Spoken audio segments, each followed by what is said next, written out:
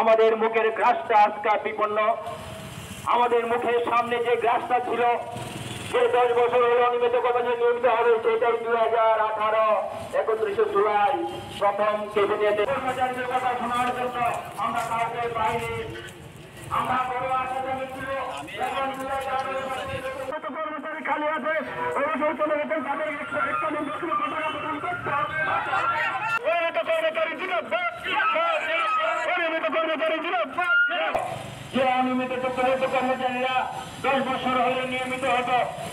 অভিযানে সামিল হচ্ছে রাজ্যের মুখ্য সচিবের কাছে 40 লক্ষ অনিয়মিত কর্মী এবং আংশিক সময়ের কর্মীদের দাবি সনদ তুলে দেওয়ার জন্য। আমাদের যেটা মূল দাবি হচ্ছে, সমস্ত অনিয়মিত কর্মচারীদের অবিলম্বে নিয়মিতকরণ করতে হবে। নিয়মিতকরণ সাপেক্ষে অনিয়মিত কর্মচারীদের সমকাজে সমবেতন দিতে হবে। যে সমস্ত আংশিক সময়ের কর্মী আছেন, যাদের 10 বছর পূর্ণ করেছেন, তাদেরকে অবিলম্বে অনিয়মিত কর্মীর স্বীকৃতি প্রদান করতে হবে। যে সমস্ত অনিয়মিত কর্মচারী ইতিমধ্যে শূন্য হাতে অবসরে গেছেন, তাদেরকে এককালীন 10 লক্ষ টাকা ক্ষতিপূরণ দিতে হবে। যে সমস্ত অনিয়মিত কর্মচারী মারা গেছেন, তাদের প্রত্যেকের পরিবারকে 10 লক্ষ টাকা ক্ষতিপূরণ দিতে হবে। আমরা দাবি করছি, অনিয়মিত কর্মচারীদের জন্য যে স্কিম ছিল 2006 এবং 2007-এর স্কিম, সেই স্কিম 31 জুলাই 2018-তে বাতিল করা হয়েছিল। আমরা দাবি করছি অবিলম্বে অনিয়মিত কর্মচারীদের জন্য স্কিম পুনরায় চালু করতে হবে। আমাদের দাবি হচ্ছে, আপনার যারা পাম্প অপারেটর আছেন, পাম্প অপারেটরদের মজুরি বকেয়া আছে, সেই বকেয়া মজুরি প্রদান করতে হবে এবং পাম্প অপারেটরদের কাজের শর্ত পরিবর্তন করা যাবে না। এই দাবিগুলো নিয়ে এই রাজ্যের অনিয়মিত কর্মচারীদের দীর্ঘদিনের দাবি। তারা দীর্ঘদিন ধরে বঞ্চিত, তাদের প্রতি বিশ্বাসঘাতকতা করা হয়েছে। আমরা শুনেছিলাম 2017 নির্বাচনের পূর্বে ঘোষণা করা হয়েছিল, যদি নির্বাচনে সরকার বদল হয় তাহলে নতুন সরকার এসে আগামী সমস্ত অনিয়মিত কর্মচারীকে নিয়মিত করবে। সেই প্রতিশ্রুতি আমাদের অনিয়মিত কর্মচারী বন্ধুরা অনেকেই বিশ্বাস করেছিলেন, কিন্তু আমরা দেখলাম সেই প্রতিশ্রুতি তো রক্ষা করা হলোই না। উপরন্তু 2018-র 31 জুলাই আমাদের অনিয়মিত কর্মচারীদের জীবনে একটি ভয়ঙ্কর কালো দিন। কারণ ওই দিন অনিয়মিত কর্মচারীদের নিয়মিতকরণ করা, পার্ট টাইম কর্মীদের 10 বছরের পর DRW করা, পার্মানেন্ট লেবার, ক্যাজুয়াল লেবারদের ফার্ম ওয়ার্কার করার যে সমস্ত সার্কুলার স্কিম 2006-07 সনে চালু করা হয়েছিল, সেগুলো বাতিল করা হলো। বাতিল করে প্রদত্ত সার্কুলারে বলা হলো যে কিছুদিনের মধ্যে আরেকটি স্বচ্ছ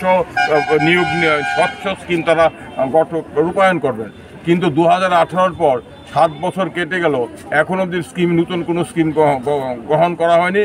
উপরন্তু গত 7-8 বছরে একজনও অনিয়মিত কর্মচারী স্থায়ী হননি, নিয়মিত হননি। এবং আমাদের সরকারি দপ্তরগুলোতে হাজার হাজার শূন্যপদ খালি আছে। সেই সমস্ত শূন্য পদের দায়িত্ব পালন করছেন অনিয়মিত কর্মচারীরা সমকাজে সমবেতন থেকে বঞ্চিত হয়ে। অনিয়মিত কর্মচারীদের জীবনে নিরাপত্তা নেই, রিটায়ারমেন্টের পর পেনশন নেই, কিচ্ছু নেই।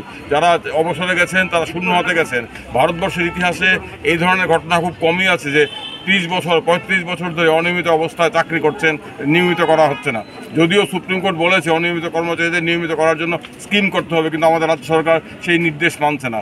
এই সমস্ত বিষয়গুলো নিয়েই আমরা ত্রিপুরা অনিয়মিত কর্মচারী মঞ্চ আজকে রাজ্য মুখ্য সচিবের কাছে ডেপুটেশন দেব। আমরা আশা করব অনিয়মিত কর্মচারীদের প্রতি সরকার দায়িত্ববান হবেন, তাদের যন্ত্রণা, তাদের বঞ্চনার জন্য তারা বঞ্চনা প্রতিকারের উদ্যোগ গ্রহণ করবেন। আমরা এই আশা নিয়েই মুখ্য সচিবের কাছে যাব। আমরা শুনবো মুখ্য সচিব কী বলেন, এবং আমরা এটুকু বলতে পারি, যদি আমাদের এই আন্দোলন অনিয়মিত কর্মচারীদের দেওয়ালে পিঠ থেকে দেওয়া অবস্থা দেখেও সরকার সম্বিত না ফিরে, তাহলে আজকে শেষ নয়, আগামী দিনে আমরা আরও বড় আন্দোলন করব।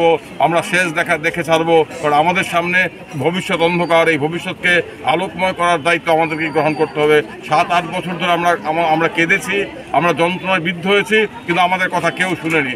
আমরা আশা করেছিলাম গত বিধানসভা নির্বাচনে বিধানসভার অধিবেশনে অনিয়মিত কর্মচারীদের বিষয়টা নিয়ে আলোচনা হবে। আমরা ত্রিপুরা অনিয়মিত কর্মচারী মঞ্চের তরফ থেকে এই রাজ্যের 60 জন বিধায়কের কাছে স্বনিবন্ধ লিখিত অনুরোধ করেছিলাম, রাজ্য বিধানসভায় আপনারা আমাদের সমস্যাটা তুলুন, সরকারকে বলুন সরকারের প্রতিশ্রুতি কোথায় গেল।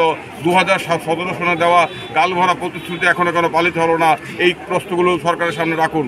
কিন্তু আমরা দেখলাম 60 জন বিধায়কের মধ্যে মাত্র একজন বিধায়ক এরপরে মুখ খুলে হয়েছেন, বাকিরা কোনো মুখ খুলেননি। আমরা এতে মর্মাহত হয়েছি। যাই হোক, আমরা আন্দোলনে নেমেছি। আমরা আশা করব রাজ্যের মুখ্য সচিব আমাদের দাবিগুলোর যৌক্তিকতা স্বীকার করে দাবিগুলো পূরণে উদ্যোগ গ্রহণ করবেন, এবং এই আশা নিয়েই আমরা যাচ্ছি।